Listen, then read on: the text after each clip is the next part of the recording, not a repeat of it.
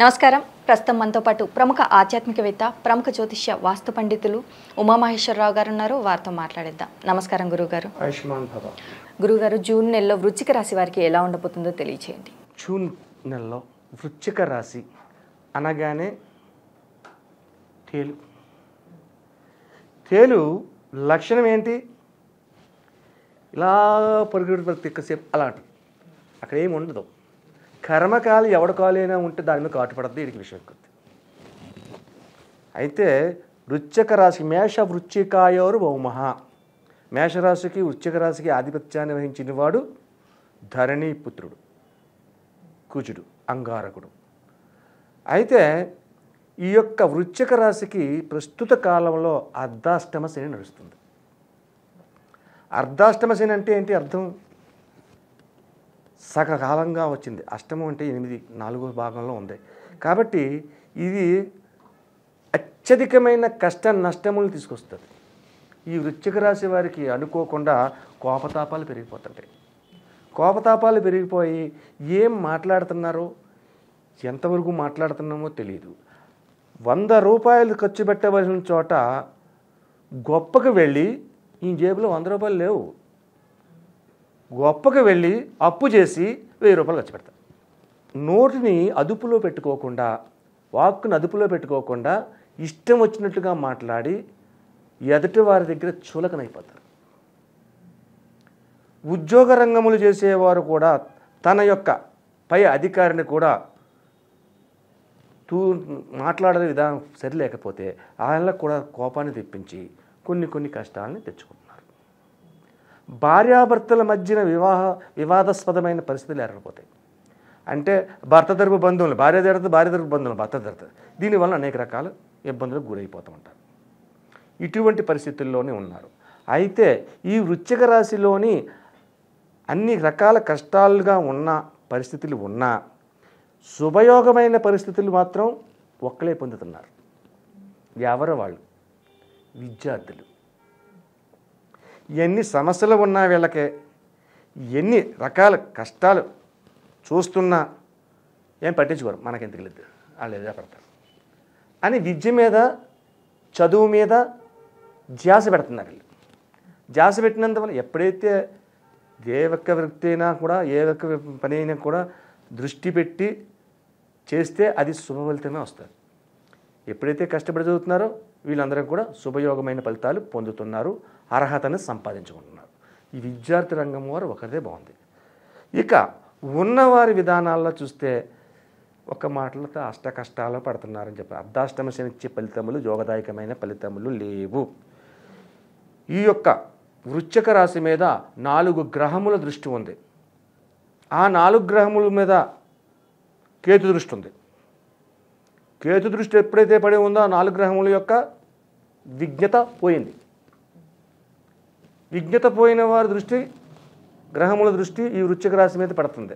వృశ్చిక రాశి మీద పడుతున్నప్పుడు ఏమైంది? వృశ్చిక రాశికి కష్టాలు నష్టాలు వస్తున్నాయి. ఏంటి ఆ గ్రహములు? రవి, బుధ, శుక్ర, గురు గ్రహములు. ఈ యొక్క గ్రహముల వలన దృష్టి విధానం వలన ఈ రాశికి యొక్క జరిగే ఫలితములు, శుభ ఫలితములు తగ్గిపోతున్నాయి, అశుభ ఫలితములు వస్తున్నాయి. అంటే ఆర్థిక వ్యవహారంగానూ దెబ్బతింటున్నారు, అప్పులు ఎక్కువ చేస్తున్నారు, రుణగ్రస్తులు అవుతున్నారు. రుణగ్రస్తులు అయ్యారంటే అనేక రకమైన పరిస్థితులకి గురైపోతున్నారు. అయితే ఈ యొక్క రుణగ్రస్తుల తత్వాన్ని తగ్గించుకుని ఈ యొక్క కోపతాపాలు తగ్గించి ఉపయోగకరమైన పరిస్థితులు పొందాలంటే ఈ వృశ్చిక రాశి వారు ఏమి చేయాలి? కందులు దానం చేయాలి. మంగళవారం నాడు కందులు దానం చేయాలి. కందులు దానం చేసి ఎర్రటి వస్త్రాన్ని కూడా దానం చేయాలి. ఆ తదుపరి పనస పండు ఉంటుంది. పనస పండు పైన ముళ్ళు ఉంటాయి. దాన్ని చీల్చిన తర్వాత లోపల తీస్తే అప్పుడు తొనలు బయటకు వస్తాయి. ఆ తొనల లోపల మళ్ళీ ఇంకొక గింజ ఉంటుంది, పనస గింజని. ఆ గింజని ఉపయోగకరమైన అంటే కఠినమైనటువంటి దేహాత్మంగా కలిగి ఉన్నట్టు పనసకాయ, మధురమైన తొనలు, ఆ తొనల తర్వాత ఉన్న గింజ కూడా కాల్చుకుని తింటే ఇంకా సుమధురంగా ఉండే పరిస్థితి ఉంటుంది. కాబట్టి ఈ యొక్క పనస తొనలను తీసి, పనస తొనలు అంటే ఎంగిలి చేసిన తొనలు కాదు, పనసకాయ కోసిన తర్వాత మొట్టమొదటిగా కొన్ని తొనలు తీసుకోండి. ఆ తొనలను తీసుకుని వచ్చి సుబ్రహ్మణ్య స్వామి ఆలయానికి వెళ్ళండి. సుబ్రహ్మణ్య స్వామి ఆలయానికి వెళ్ళి అక్కడికే ఆయనకి పూజా కార్యక్రమాన్ని, అష్టోత్తర పూజని చేపించి ఈ నైవేద్యంగా పెట్టమనండి. పనస తొనలని, కొబ్బరికాయ అరటిపళ్ళు మామూలే. పనస తొనలు ఎప్పుడైతే నైవేద్యంగా పెడతారో ఆ పనస తొనలు తీసుకొచ్చి అక్కడ ఉన్న భక్తులకు పంచండి. మీరు కూడా కళ్ళకద్దుకొని ఆరగించండి. ఎప్పుడైతే ఈ పరిహారాన్ని చేస్తారో ఈ యొక్క సమస్యల వలయములో ఉన్న అటువంటి పనసకాయకి ఏ రకమైనటువంటి పరిస్థితుల్లో ఉందో లోపలికి వెళితే తీయదనాన్ని ఎలాగో పొందారో అటువంటి పరిహారాన్ని వీళ్ళు పొందుతారు. అలాగే ఈ యొక్క విధానం మంగళవారం నాడు చేశారు. మంగళవారం అయిన తర్వాత బుధ గురు శుక్ర శని ఆది సోమవారం. సోమవారం వచ్చేసరికి కంపల్సరిగా ఈశ్వరుడికి అభిషేకం చేయించండి. ఈశ్వరుడికి అభిషేకం చేసిన తర్వాత ఆ రోజు నాడు పెసరపప్పు లేకపోతే కందిపప్పులోని తోటకూర లేకపోతే చుక్కకూర లేకపోతే పాలకూర లేక మెంతికూర ఇలాంటివి ఉంటాయి. గోంగూర కాకుండా ఉన్న ఏ ఆకుకూర అయినా సరే ఆ పప్పులో వేసుకుని ఆ పప్పును కంపల్సరిగా తినండి. అర్ధాష్టమ శని ప్రభావం పోవాలంటే ఇదే. అప్పటి నుంచి వీళ్ళకి కొద్దిగా ఊరట కలుగుద్ది, లాభం కలుగుద్ది అంటలేదు, ఊరట కలుగుద్ది. అంటే కష్టంగా పడిపోతున్న వాడికి కొద్దిగా చల్లని గాలి వెళ్తే అమ్మా అని ప్రాణం వచ్చిందిరా అంటాడు. అలాంటి ఊరట కలుగుతుంది.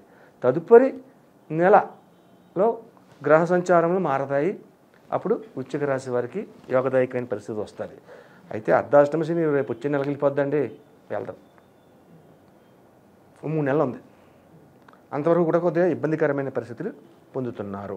అంటే ఇది శని ప్రభావం. శని మందగమనుడు అంటారు. శనిని మందగమనుడు అంటారు. అంటే నెమ్మదిగా నడుస్తాడు, ఫాస్ట్గా నడవడం.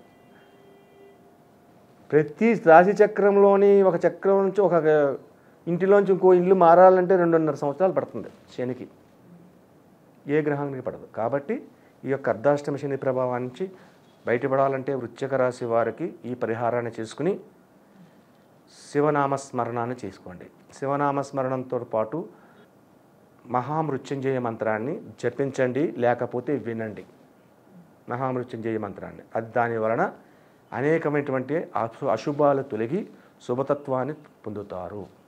అలాగే గురుగారు, ఇప్పటివరకు మీరు ఎలాంటి పరిహారాలు చేయాలి అనేసి చెప్పారు. మరి ఈ పరిహారాలు వ్యాపారాలు చేసేవారికి అందరికీ వర్తిస్తాయంటారా?